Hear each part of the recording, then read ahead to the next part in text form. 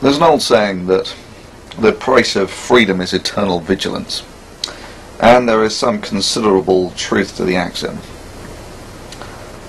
In that sense, if you want to defend your freedom of speech, you've got to be perpetually aware to things that might erode it.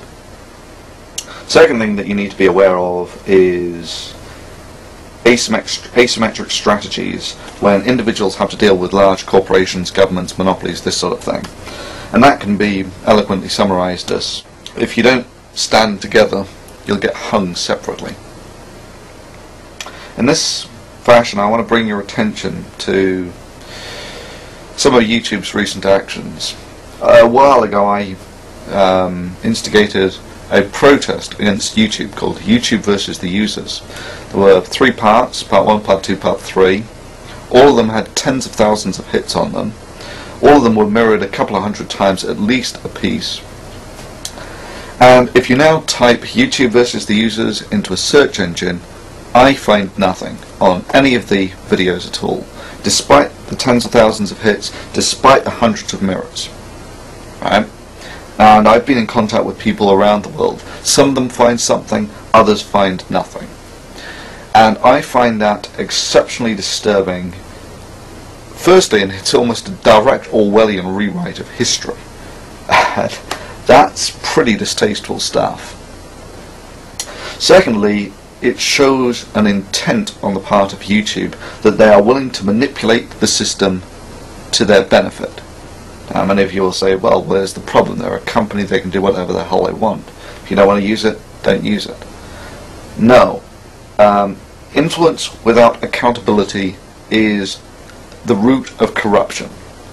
And you don't have to think long or hard to realize that YouTube essentially has a monopoly on the viral video market, to the point where it would almost be unthinkable that a presidential candidate or a president would start up a video account anywhere else. And let me paint this scenario that whichever presidential candidate says that will give YouTube the most latitude for freedom is the one that YouTube algorithmically promotes or demotes the other guy. You can see that influence without accountability is the root of corruption, and YouTube has demonstrated that it is willing to manipulate the system to its own advantage. So that's, I see, as a fairly disturbing development. The second is the beta channels. If you get to your beta channel, you'll probably have got this message saying that YouTube has done this to make it more interesting to watch and fun to customize. And doesn't that sound great?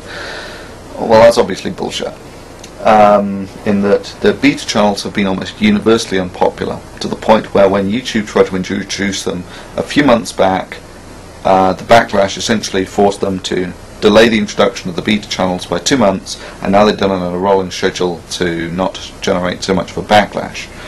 But again, the beta channels are still almost universally unpopular. So why would YouTube hoist something like this on their users?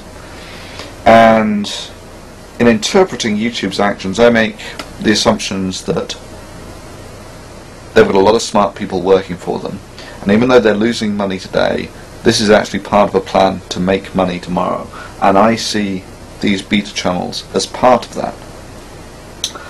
Now, if you actually compare the old style channels to the new ones, the main difference you'll find is on the old style channels there was only one video you could watch on the channel page. Everything else took you away from the channel page, where you go into this sort of video, almost random distribution of videos that you can go to. And that's mostly how people navigated the system. That's what made it interesting, was this sort of random walk through viral media. If you now compare that to the beta channels, what you'll find is it's now almost impossible to leave the channel page. That virtually everything plays on the channel page. And you'll also notice that virtually all the ratings have gone. Right? Now you compare that to a commercial video distribution network. This one's Comedy Central. What you've got is you've got your video in the middle, you've got a load of links down the side to videos produced by the same content provider. And you'll also notice that this is similar as well, that if you want to post a comment on this, you actually have to click on a link, which is verbatim what you have on the YouTube beta channels.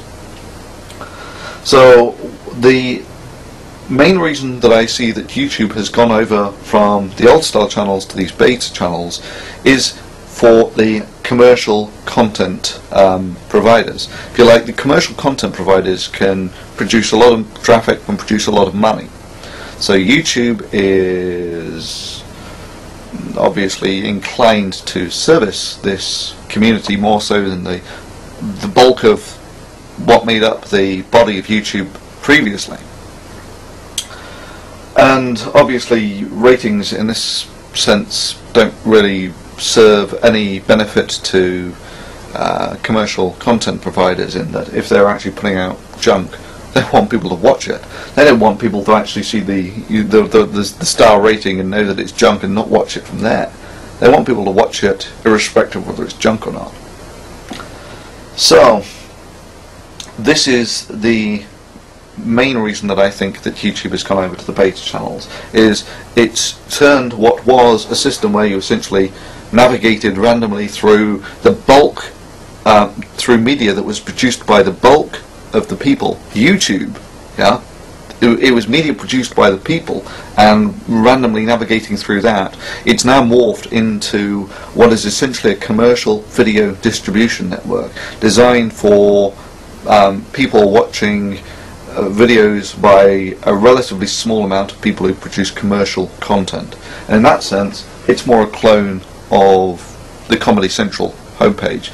And in this sense, a great irony is fulfilled in that initially it was seen that YouTube was the good guys fighting off Viacom, and now YouTube is essentially turned their system into what Comedy Central is. So now, is any of that really a problem? YouTube's a corporation, it can do whatever it wants, right? Well, yes, it can. However, it does so at the cost of its corporate image, and they put a lot of money into things like corporate image. People like Google, you know, with their motto, "Don't be evil." You know, just like Fox News is fair and balanced. Slogan doesn't mean everything, but it's very difficult to reconcile a motto like "Don't be evil" and this sort of action. This is, I would see this as almost an abuse of monopoly, in that, you know, people say YouTube's losing lots of money at the moment. You know, they're losing money hand over fist. No, not really. This is part of a plan to make money tomorrow, in that YouTube can take the loss from Google's funds to improve the system, maintain the servers, etc. Meanwhile, if someone is actually starting up a corporation that is going to compete with YouTube, and they want to produce the same service but make a profit today, they can't really effectively compete with someone like YouTube, who is doing the same thing but taking a loss. And what YouTube has essentially now done is built up a monopoly on the viral market. So it's now almost unthinkable that if a presidential candidate was going to start up a video channel, they would do it anywhere else other than YouTube. And this brings us all back to influence without accountability. So, you know, the main reason I'm doing this is to let people like Google and YouTube know that there are vigilant eyes watching them who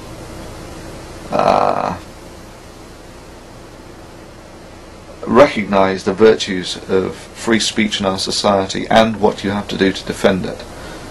And in this sense, I hope this video rapidly propagates beyond the control of certainly YouTube, in that previously they initially deleted a video like this.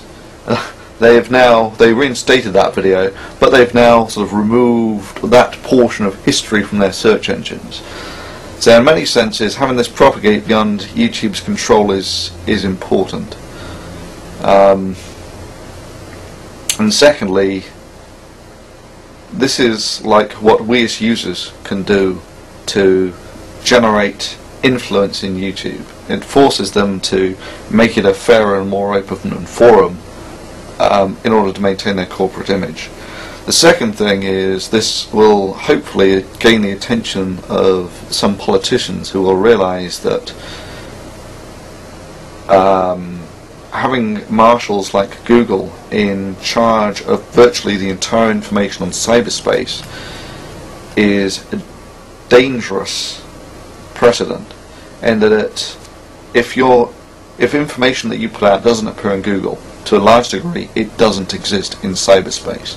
So there is a huge amount of influence that Google can have on things, and you're left with the problem of who watches the watchman. There needs to be some accountability there.